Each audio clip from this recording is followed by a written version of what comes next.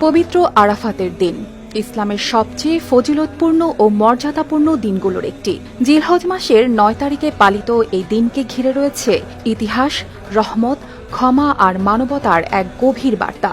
এই দিনে আরাফাত ময়দানে দাঁড়িয়ে রাসূল সাল্লাল্লাহু আলাইহি সাল্লাম দিয়েছিলেন তার ঐতিহাসিক বিদায় হজের ভাষণ।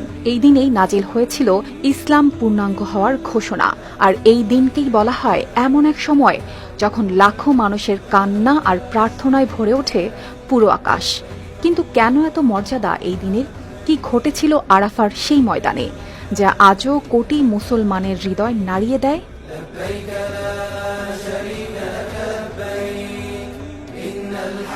সৌদি আরবের মক্কার কাছে অবস্থিত মাউন্ট আরাফাতের বিশাল ময়দান। হজের সময় পৃথিবীর নানা প্রান্ত থেকে আসা লাখো মুসলমান এখানে একত্রিত হন। ইসলামে এমনকি বলা হয়েছে